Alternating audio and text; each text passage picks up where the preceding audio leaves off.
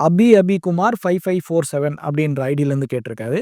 அவர் என்ன சொல்றாருன்னா, 25-30 வயசுல இருக்கிறவங்க 15,000-20,000 சம்பாதிக்கிறவங்களுக்கு ஏதாவது ஒரு ஆலோசனை சொல்லுங்க.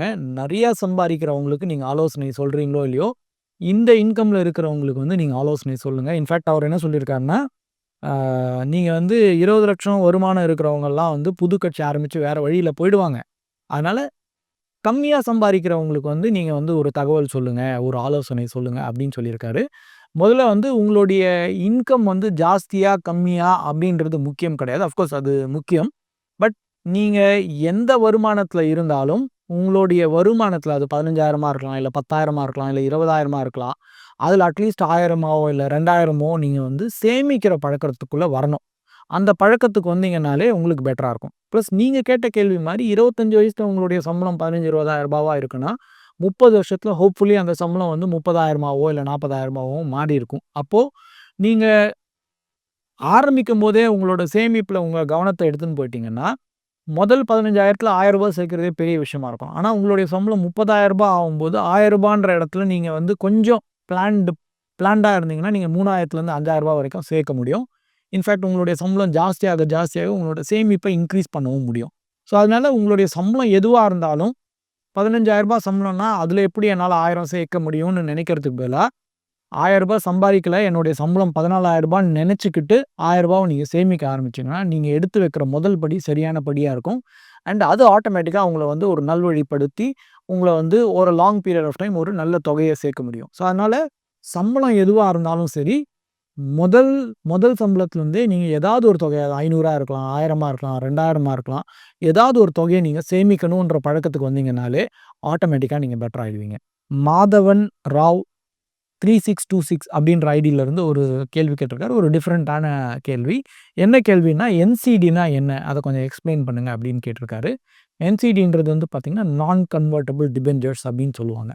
ஸோ நீங்க நான் கன்வெர்ட்டிபிள் டிபென்ச்சர்ஸ புரிஞ்சுக்கிறதுக்கு முன்னாடி முதல்ல கன்வெர்ட்டிபிள் டிபென்ச்சர்னா என்னன்னு புரிஞ்சுக்கணும். அதுக்கு முன்னாடி டிபென்ச்சர்னா என்னன்னு புரிஞ்சுக்கணும். ஸோ டிபென்ச்சர்ன்றது வந்து பார்த்தீங்கன்னா, ஒரு கடன் பத்திரம். ஃபார் எக்ஸாம்பிள் நீங்க ஏதோ ஒரு கம்பெனிக்கு கடன் குடுக்குறீங்கன்னு வச்சுப்போம். அதாவது எஃப்டி மாரி நீங்க பண்றீங்கன்னா, அது ஆக்சுவலா கடன். நீங்க உங்களுடைய தொகைய எடுத்துன்னு போய் அவங்க கிட்ட குடுக்குறீங்க. ஃபார் எக்ஸாம்பிள் ரூ. 1,00,000 நீங்க குடுக்குறீங்க அப்படின்னா, அதுக்கு வந்து அவங்க வந்து ஒரு பத்திரம் குடுப்பாங்க. இந்த எஃப்டி ரெசிப்ட் மாரியோ, இல்ல அத தான் பாண்டுன்னு சொல்லுவாங்க. ஆர் டிபென்ச்சர்ன்னு சொல்லுவாங்க. அத கடன் பத்திரம்னு சொல்லுவோம். ஸோ நான் ரூ. 1,00,000 நான் இன்னைக்கு குடுத்துருக்கேன்.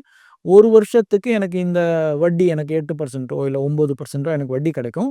1 வருஷத்தோட முடிவுல வந்து இந்த பணத்த திருப்பி குடுப்பேன்னு சொல்லி எழுதி குடுப்பாங்க பார்த்தீங்களா? அதுதான் பத்திரம். அது நம்ம எல்லாருக்கும் தெரியும்.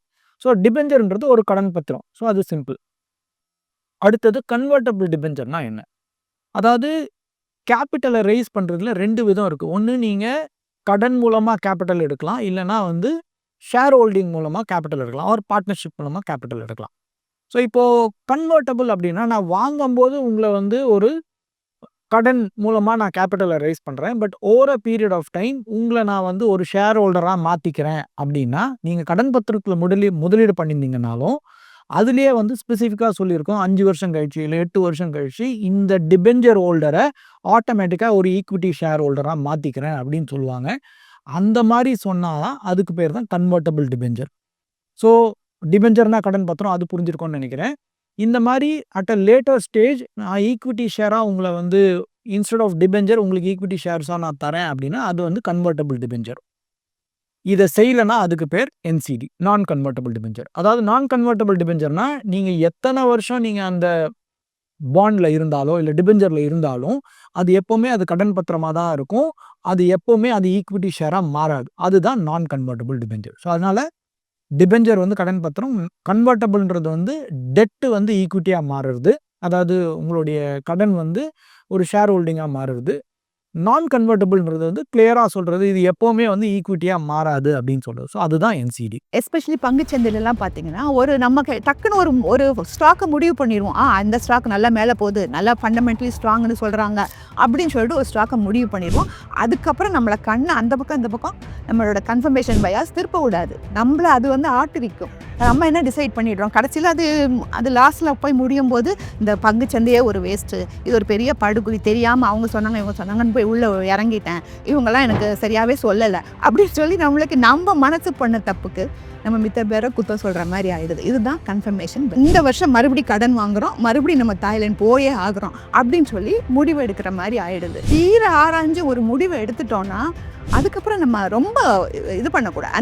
அதை வாட்ச் பண்ணிகிட்டே இருக்கணுமே ஒழிய, நம்ம ஒரு பங்கு தான் வாங்குறோம்னு வச்சுக்கோங்க, அந்த பங்கு வந்து நம்ம வாட்ச் பண்ணிகிட்டே இருக்கலாம். கீழே போதா, எதனா தப்பு பண்ணிட்டோமா அப்படின்னு சொல்லிட்டு நம்ம வாட்ச் பண்ணிகிட்டே இருக்கலாம்.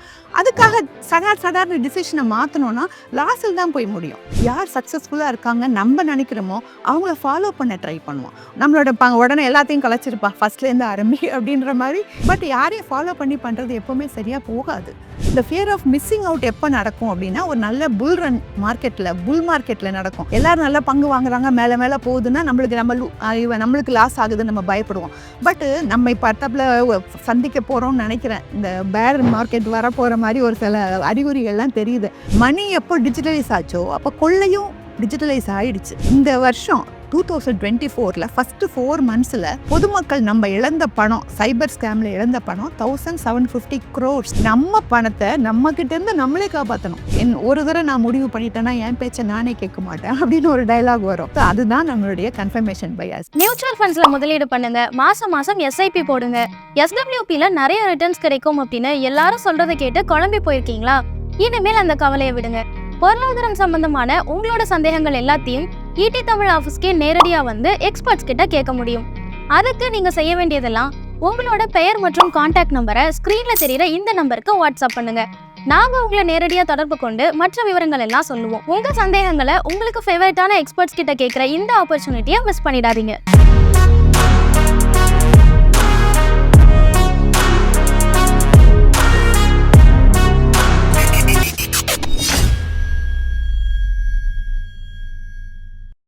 மேலும் ஈடி தமிழ் சேனல்ல வரப்போகும் பிசினஸ் மற்றும் அது ரிலேட்டடான வீடியோவை பார்க்க உடனே கீழே இருக்க சப்ஸ்கிரைப் பட்டனை கிளிக் பண்ணுங்க.